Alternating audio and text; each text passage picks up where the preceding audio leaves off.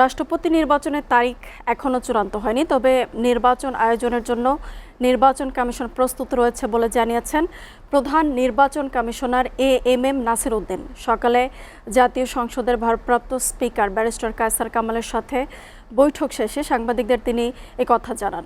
শাহরুল ইসলাম রকির প্রতিবেদন। দেশের ২৩তম রাষ্ট্রপতি নির্বাচন আয়োজনের প্রস্তুতি হিসেবে জাতীয় সংসদের ভারপ্রাপ্ত স্পিকার ব্যারিস্টার কায়সার কামালের সাথে বৈঠকে বসে নির্বাচন কমিশন।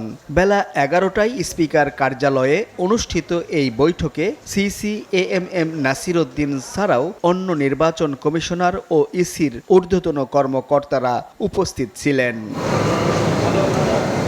বৈঠক শেষে সাংবাদিকদের মুখোমুখি হয়ে প্রধান নির্বাচন কমিশনার জানান, নির্বাচনের চূড়ান্ত তারিখ নির্ধারণ না হলেও নির্বাচন আয়োজনের জন্য কমিশন প্রস্তুত রয়েছে। রাষ্ট্রপতি নির্বাচনকে সামনে রেখে আমরা আলোচনা করেছি, প্রাথমিক আলোচনা হয়েছে। নিয়মক্ষণ এখনো ঠিক হয় নাই, আপনারা যথাসময়ে জানতে পারবেন। সূর্য উঠলে আপনারা সবাই দেখতে পারবেন, কোনো অসুবিধা নাই। এটা আমরা পরবর্তী এখন আমরা জানিয়ে দেব। এখন আমাদের প্রাথমিক আলোচনা হয়েছে প্রসিডিউরাল বিষয়গুলো নিয়ে।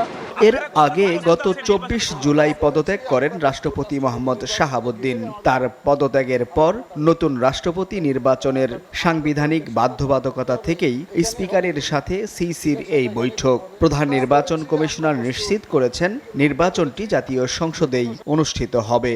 রাষ্ট্রপতি নির্বাচনকে ঘিরেই আমাদের সমস্ত আলোচনাটা হয়েছে। এখন আমাদের তো ইলেকশনটা যখন করতে হবে, এখানেই হবে ইলেকশনটা। নমিনেশন যদি আমাদের ওখানে সাবমিট করবে, ইলেকশনটা এখানেই করতে হবে। আপনি জানেন যে chief election commissioner is the returning officer, নির্বাচনী কর্মকর্তা হিসেবে কাজ করে।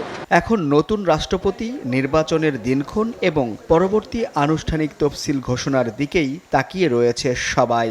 শাহরুল ইসলাম রকি, SA টিভি, ঢাকা।